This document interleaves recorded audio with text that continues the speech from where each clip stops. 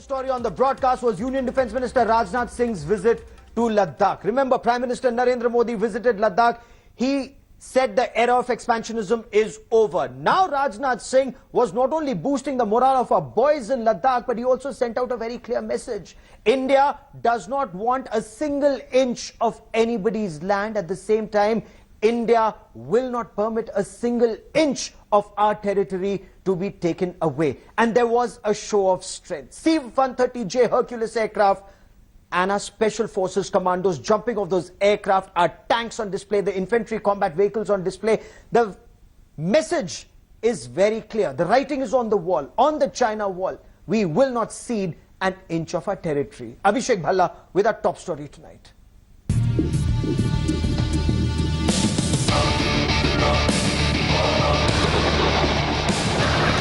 Indian and Chinese troops may be disengaging 100 kilometers east of this location.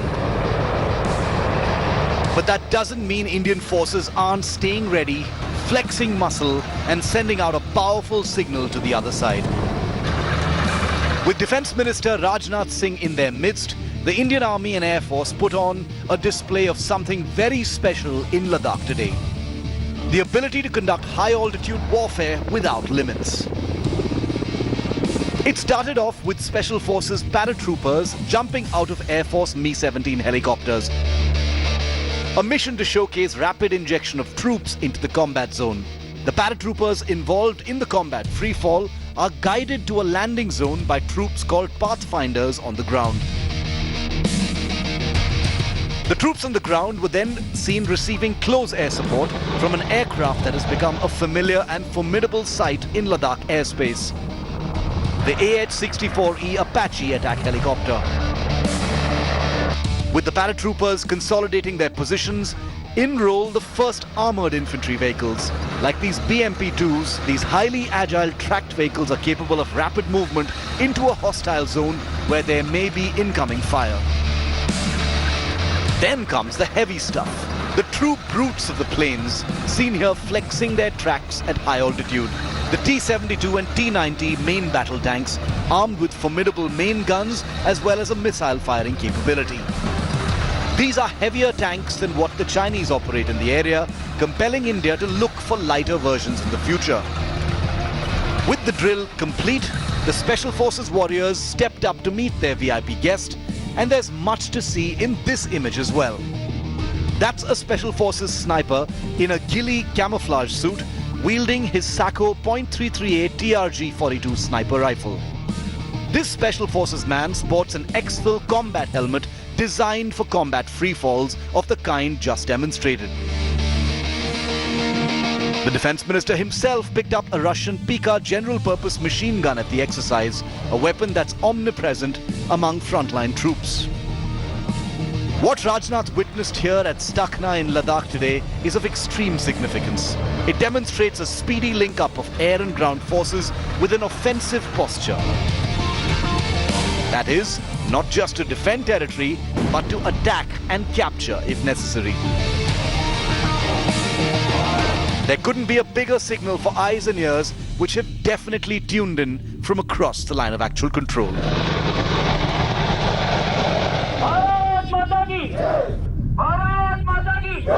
On display was the battle readiness of the Indian Armed Forces, and it involved coming together of the Indian Army's Special Forces, Indian Air Force assets as well as mechanized forces to make sure that they display a real battle scenario. These are the war games that the armed forces carry out frequently to be always ready for any challenges and swift operations at the line of actual control in case of further military escalation by China.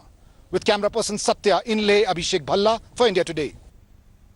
Remember, this is a battlefield which is in extreme high altitude, and this is where Abhishek Bhalla now reports from. Abhishek, bring us details of the weapons, of the systems, and most important, the men behind those weapons. What was the signaling? Gaurav, on display was the entire gamut of the assets that have been pressed into action amid this 2.5-month-long standoff. So we've been seeing the Air Force assets, be it the Su-30s, be it the Apache, which is the newest induction, and as an attack helicopter, it's already playing a very important role. And what we saw today is a complete synergy between the special forces, which will play a very, very vital role in case special operations have to be launched, the mechanized forces on the ground, along with the Air Force that will obviously play a very crucial role. Altogether, you know, this was a war game that the armed forces have been carrying out very frequently over the last few days. Today, it was on display for the Defence Minister of the country and also the entire nation to see something like this, because these are rare images. The people of India do not get to see this. These are very special and very rare kind of exercises. But today, this was on display for the entire country. Okay. Shiv, when Prime Minister Narendra Modi was in Ladakh, he made one thing very clear.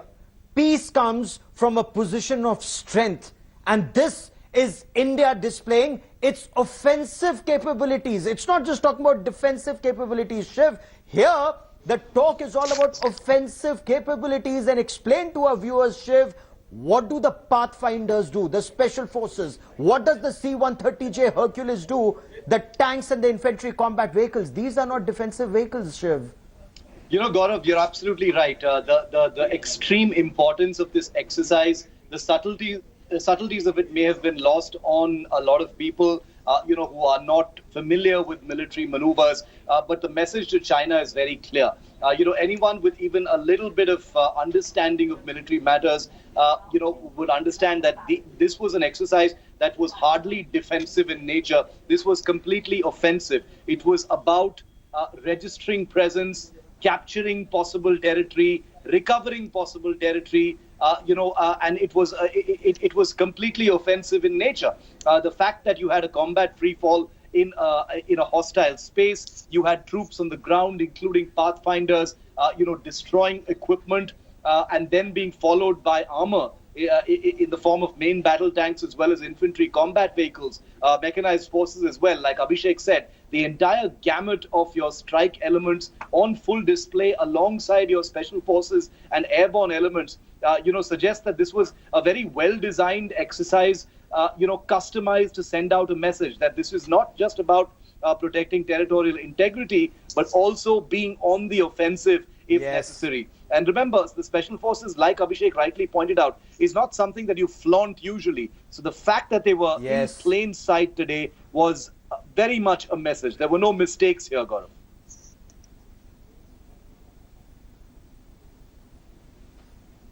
Oh, absolutely. There have been 4 rounds of talks at the level of the corps commanders, Abhishek.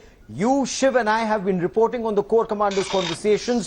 While China has disengaged at some levels, there appears to be reluctance in some other places, including at Pangong So and Gogra. What makes this operation extremely interesting, Abhishek, is the fact that our special forces have wargamed jumping behind enemy lines before. We've done exercise Changthang Prahar in September 2019. Changthang, the place, and Prahar, the assault, has been wargamed.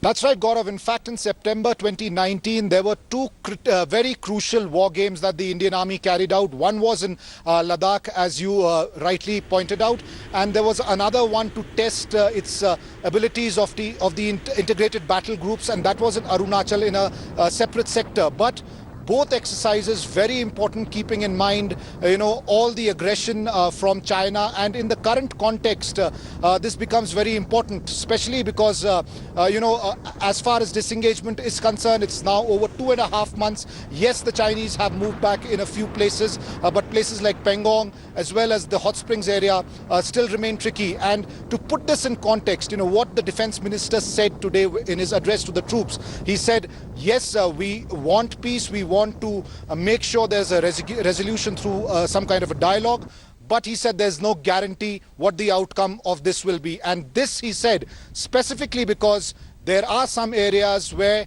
the disengagement has not happened as per the agreements that took place in those long meetings that took place at the co-commander level. Now the Indian armed forces need to explore all options, and that was very clear when the Defence Minister spoke to the troops barely 40 kilometers away from the Finger 4 area that has been the center of confrontation between the two armies for the last 2.5 months.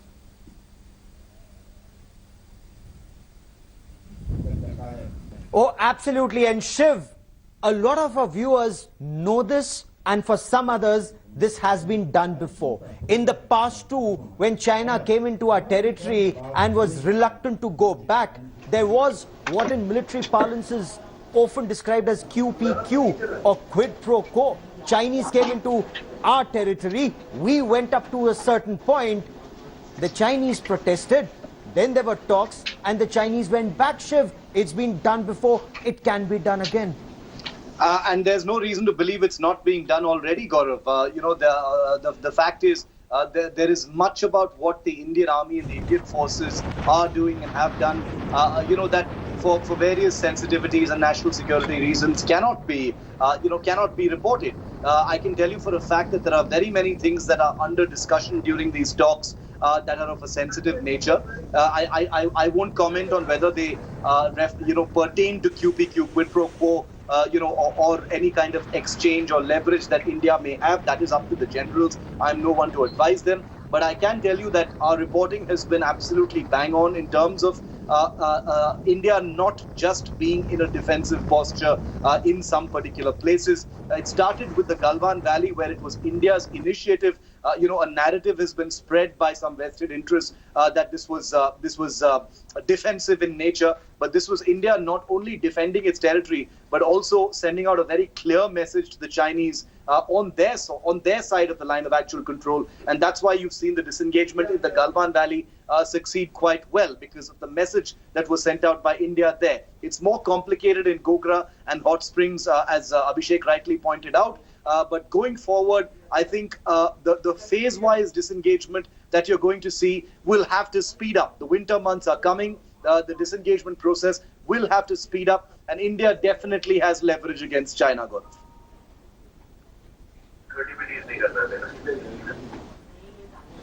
India has leverage against China, not perhaps in public domain, that information, but on India Today. One day, we will be able to tell you the full story.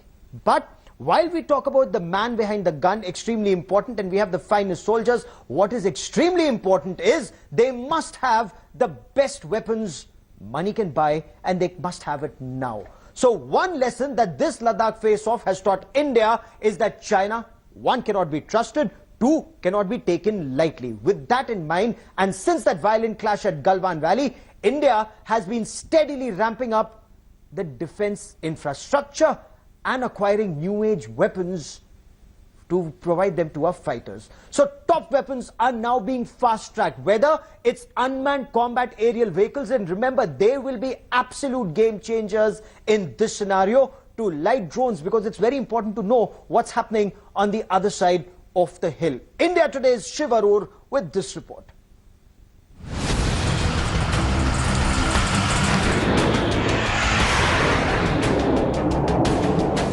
One of India's biggest military mobilizations, tens of thousands of troops massed at the frontiers of eastern Ladakh.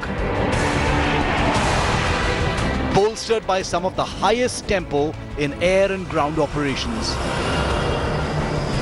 A country that has sent out a message that it is war ready and prepared to counter any Chinese misadventure. The muscle flexing has been explicit and undisguised. But behind the scenes, India has also decided to beef up its defenses further. Weaponize faster and bring in even more military hardware. Here's a look at the top 10 systems India is looking to acquire as quickly as possible amidst the current tensions in Ladakh. Hello everyone, this is Rahul Kamal here. Hope you enjoyed this video. For the latest news and analysis, like and subscribe the India Today YouTube channel and don't forget to press the bell icon to stay updated.